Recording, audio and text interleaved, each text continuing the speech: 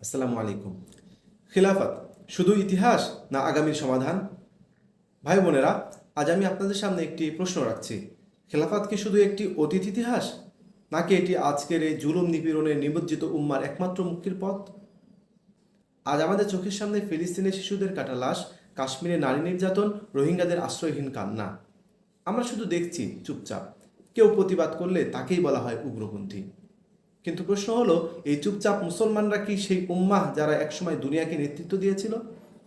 যেখানে একজন মুসলিম নারীর আর্তনাদে কেঁপে উঠত খেলাফার সেনাবাহিনী, যেখানে শাসক নিজে রাত্রে গম বহন করত এক মজলুম বিধবার ঘরে। হ্যাঁ ভাই বোনেরা, সেই খেলাফা এখন কেবল বইয়ের পাতায়। তবে প্রশ্ন হলো, এই খেলাফা কি শুধুই স্মৃতির পাতাই থাকবেই, নাকি এটিই হবে আগামীর আলোর দিশা? খিলাফা মানে ন্যায় বিচার। খিলাফা মানে শাসকের মাথার উপর কোরআনের আইন। খিলাফা মানে একটি উম্মাহ, একটি পতাকা, একটি নেতৃত্ব। এবং খিলাফা মানেই আল্লাহর জমিনে তার বিধান কায়েম।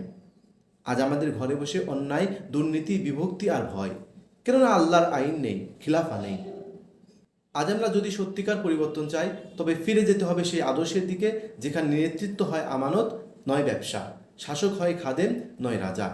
সেই নেতৃত্ব, সেই শাসন ব্যবস্থা, খিলাফা। তাই আজ আমাদের প্রশ্ন করা উচিত, আমি কি খিলাফার সৈনিক হতে প্রস্তুত?